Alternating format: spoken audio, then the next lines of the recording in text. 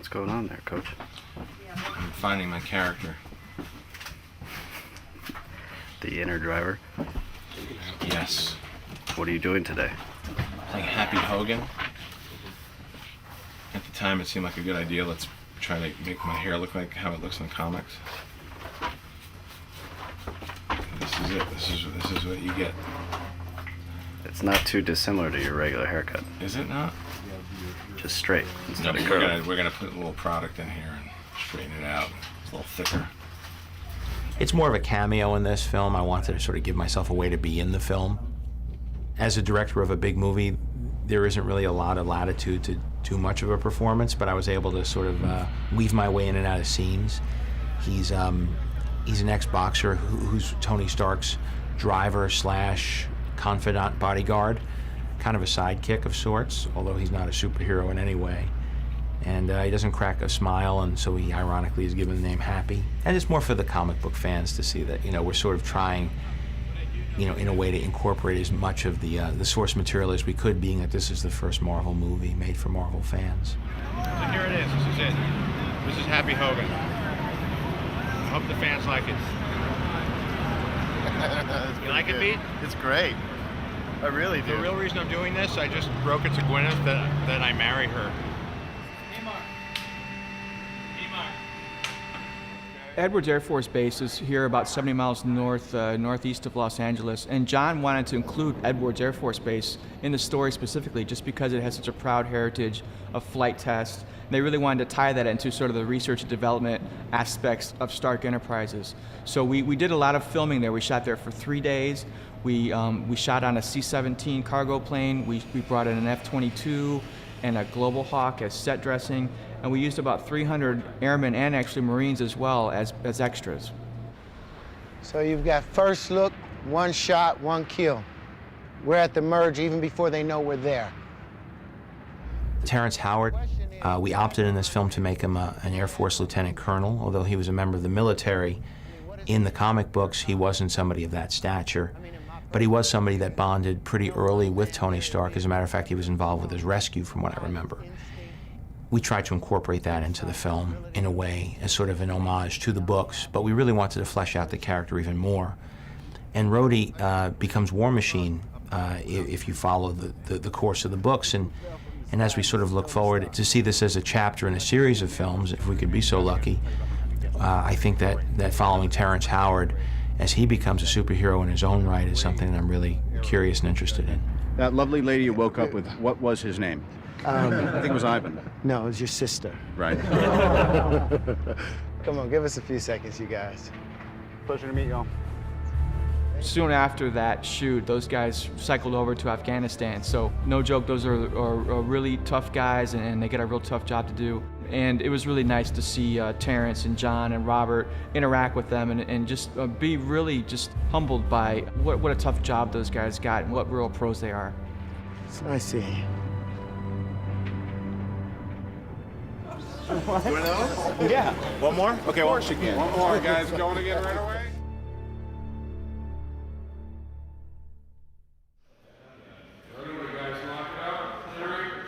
The workshop was always the most important set for me. It was the space that was going to tell you before he got captured and builds the Mark I suit that he's a guy who likes fabricating, he likes working with his hands.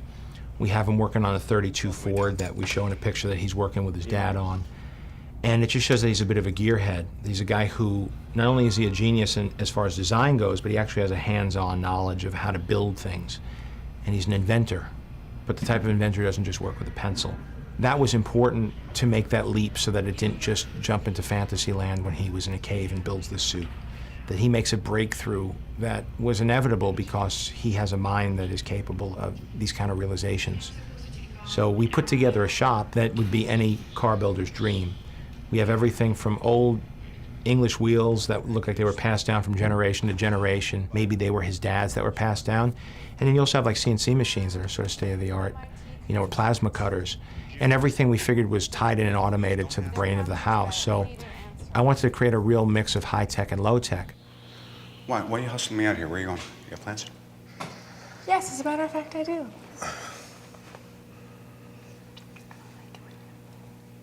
You don't like me? What? I don't like you. I don't like it when you have plans. Well, I'm allowed to have plans on my birthday, so there you Is go. it your birthday? It is. Again? Isn't that funny? Same day as last year. Wow. Yeah.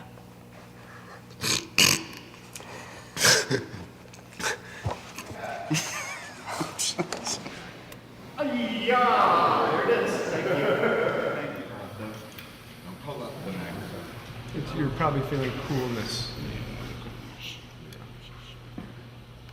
Unless it, I was definitely not a comic book reader, but my brother was, so Here we go. Pictures up. I grew up with Marvel Comics around the house, and my brother had Spider-Man underoos and Spider-Man sheets and Spider-Man everything from a very young age, and he was definitely into comic books, so I was exposed to it, although, you know, I'm a girl, let's face it, so. You feel it? You feel the wind? Oh, pus! Don't worry about it's not pus, it's an organic plasmic discharge from the device. It's not from my body. Oh, it smells. It's basically making a very tall upside down U. I'm a huge military channel and Sergeant Rock. I mean, so superheroes are great. Superheroes who manufacture weapons and then build one that they wear and use, to me, is just a complete nerdgasm. Now we're ready. I think the band's ready to go on. So without further ado, I present Robert Downey Jr. and the Boot Brigade. In an origin story of a superhero, you have certain responsibilities, one of which is, you know, showing how the hero came to be. And it takes a lot out of a movie to have that kind of burden. But what it gives you is the opportunity to allow the audience to sort of become the hero with the hero. And I have the most fun as a viewer when I see the learning curve of a hero. There's a tendency to want to just go right for the fighting and right for the action. But I know my favorite part of the first Spider-Man film was watching him come to terms with his powers, learn how to swing from his webs. And I referred back to a lot as we met and went to pre-production meetings talking about what the set pieces would be. I thought you said you were done making weapons. It is. This is a flight stabilizer. It's completely harmless. 2, 1,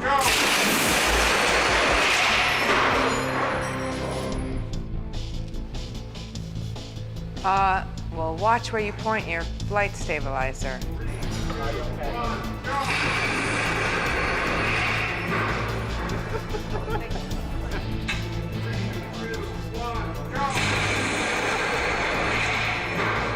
It's really dangerous.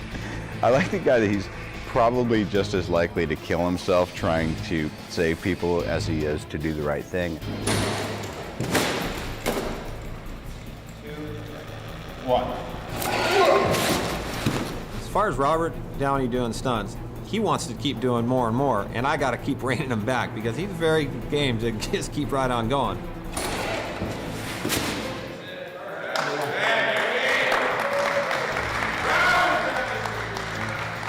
Should be following him while he's going. So when he hits the wall and falls down, there could be like a beat of no movement, and it's just punctuated by the blast. It's a timing thing. So.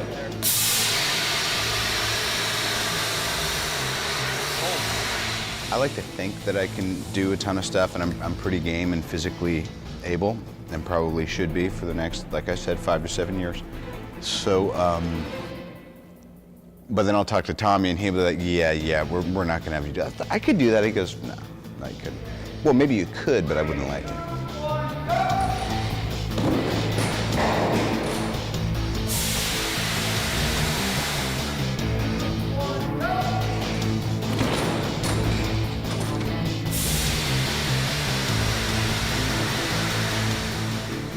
It still hurts, but it hurts every day.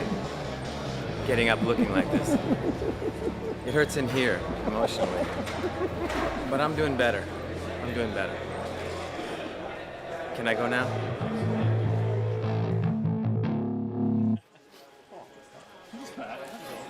Okay. Thank you.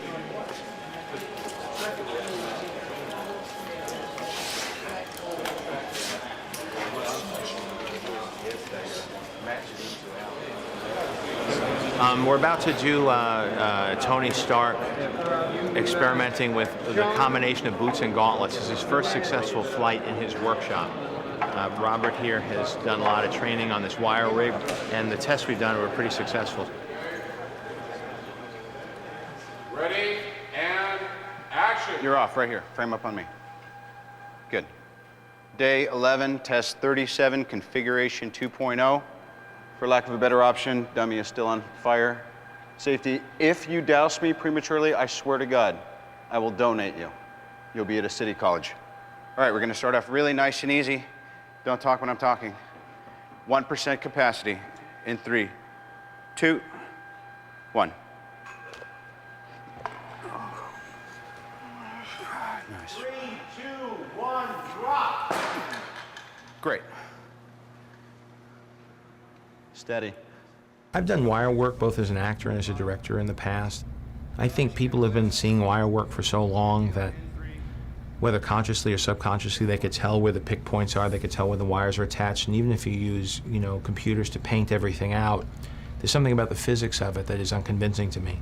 And I was very skeptical if we could use it at all or if we take the audience out of the movie. What we did was we developed a way by which the character was picked or supported by his feet. So he wasn't being suspended by his center of gravity or his hips or his back, as is usually done in these films. Hey, sorry. Clean up later. His feet are supporting his weight. So it actually looks like he's being supported by the blast of the repulsors in the bottom of his boots. And you could see the dynamics as he's flying through the air feels much truer to what the real physics of flying being powered by your feet would be. Learning one's powers is always the most fun. Okay. What would happen to you or to me or to anybody putting this thing on and trying to operate it? It's like surfing. I feel pretty clumsy in the beginning. And here he's wearing an engine, pretty elaborate thing. Yeah, I can fly.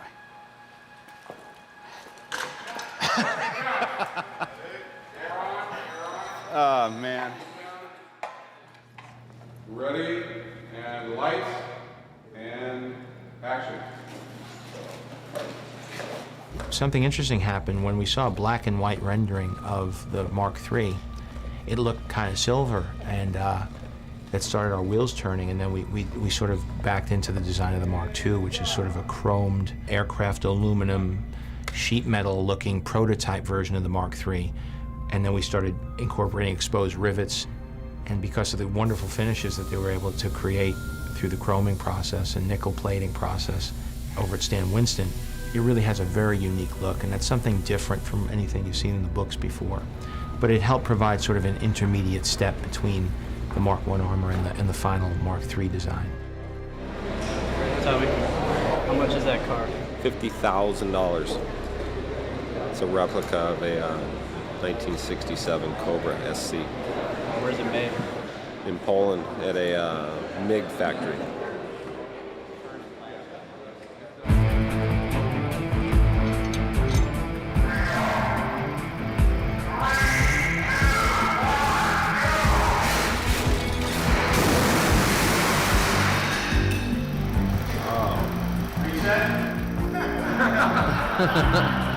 That brings a tear to my eye.